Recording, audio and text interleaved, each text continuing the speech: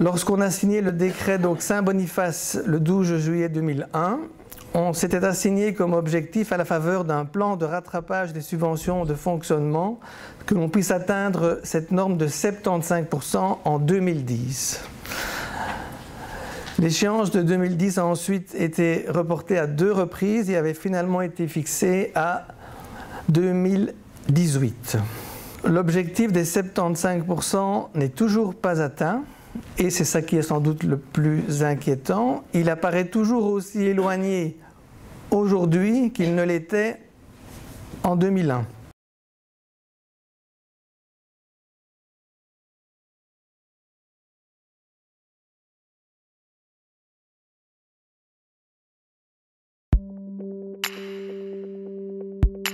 C'était difficile pour les mandataires politiques, quelle que soit leur couleur, pour moi aussi, en tant que ministre et en tant que pouvoir organisateur, d'aller dire on autonomise le réseau, au milieu, et on ne lui donne pas non plus les moyens, ou en tout cas on ne maintient pas un financement qui lui permet de s'autonomiser.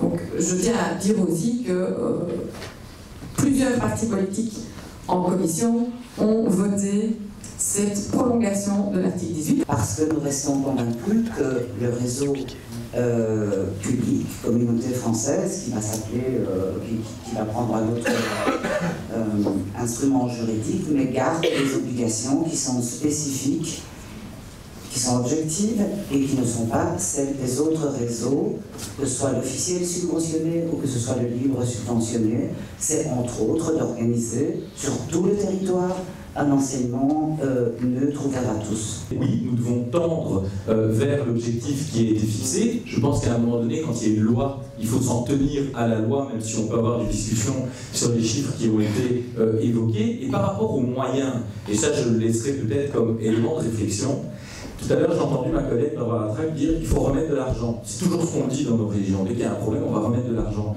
Quand on a un enseignement supérieur qui finance à plus de 50% de l'échec, quand on a les taux de redoublement que nous avons en secondaire, je pense qu'une meilleure utilisation des moyens actuels permettra de dégager des moyens. Évidemment, trouver des fonds. Sur le principe, oui, il faut trouver des fonds.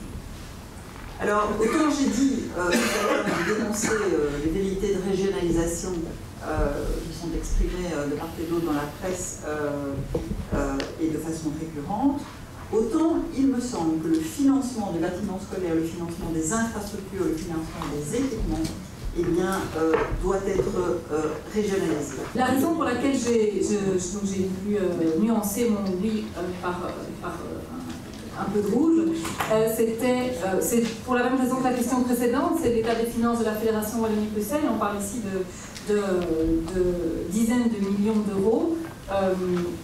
Le gouvernement actuel laisse une ardoise lourde pour le futur des finances de la Fédération Wallonie-Bruxelles. J'ai dit la réforme de la formation initiale, le pacte d'excellence, ce sont des sommes très importantes.